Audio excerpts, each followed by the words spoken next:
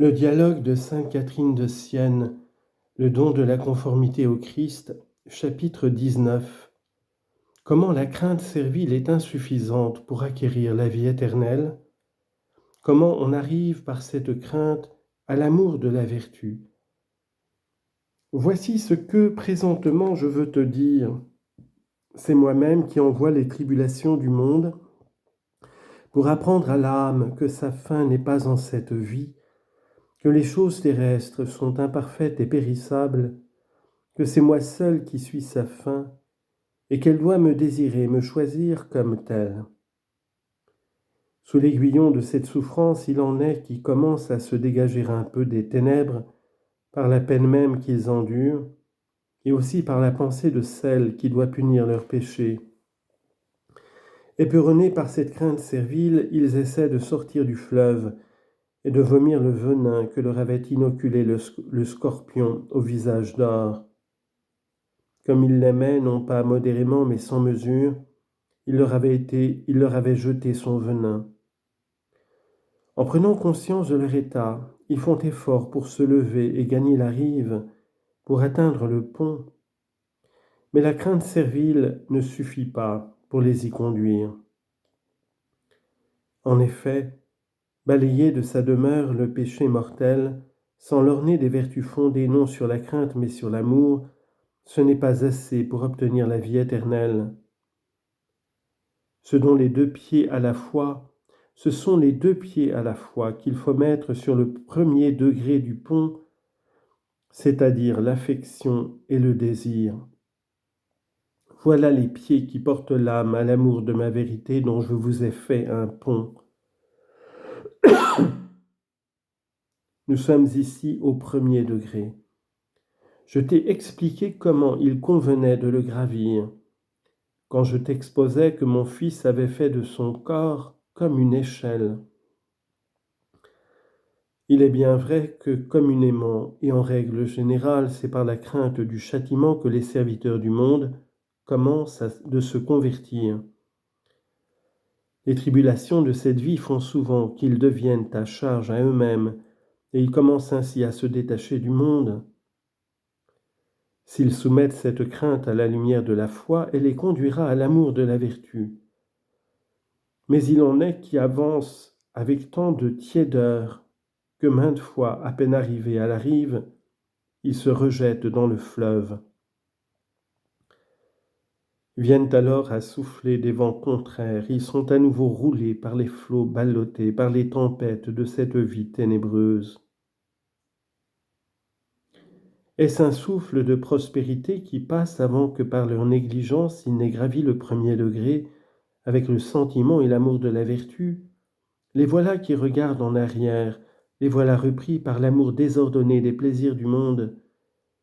Mais c'est le vent de l'adversité qui souffle, c'est leur impatience alors qui les détourne de la rive.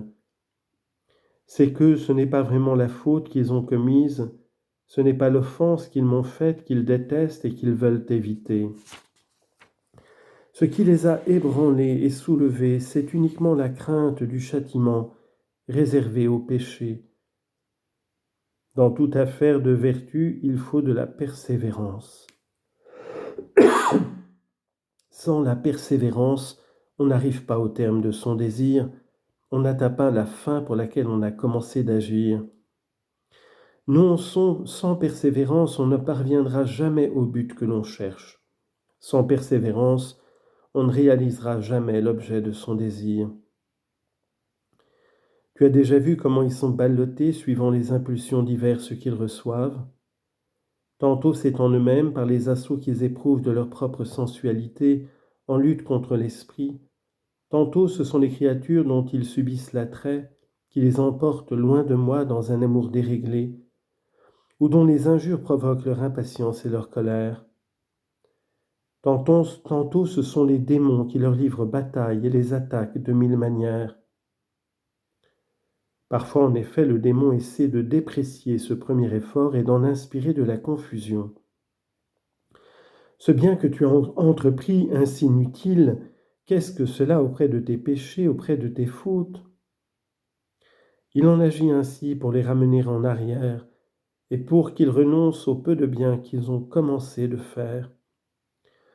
D'autres fois, il les provoque à s'abandonner en toute confiance à ma miséricorde. Pourquoi tant de fatigue leur souffle-t-il? Jouis de cette vie. Au moment de la mort, il sera toujours temps de te reconnaître et d'obtenir ton pardon. Par ce moyen, le démon leur fait perdre la crainte qui les avait portés à commencer. Pour toutes ces causes et pour d'autres encore, ils tournent donc la tête en arrière, ils manquent de constance, ils ne persévèrent pas. Et tout cela vient de ce que la racine de l'amour-propre n'a pas été complètement arrachée en eux. Voilà ce qui brise leur persévérance. C'est avec grande présomption qu'ils s'en remettent à ma miséricorde. Ils prennent confiance en elle, mais cette confiance n'est pas ce qu'elle doit être. Il n'y a là qu'une espérance ignorante et présomptueuse en cette miséricorde qu'ils continuent d'offenser sans cesse. Je n'ai jamais donné, je ne donne pas ma miséricorde pour qu'on se serve d'elle pour m'outrager, mais afin qu'on puisse par son secours se défendre contre la malice du démon et contre la confusion désordonnée de l'esprit. Mais eux, c'est tout le contraire qu'ils font. Cette miséricorde qui leur est offerte, ils la retournent contre moi pour m'offenser. Et cela vient de ceux qui n'ont pas poussé plus loin cette première démarche qu'ils ont faite pour se retirer de la misère du péché mortel par crainte du châtiment et sous l'aiguillon des nombreuses tribulations qui les assaillaient. Pour s'en être tenus là, ils ne sont pas parvenus à l'amour de la vertu, ils n'ont point persévéré. L'âme ne peut s'arrêter ainsi. Si elle ne va pas de l'avant, elle retourne en arrière.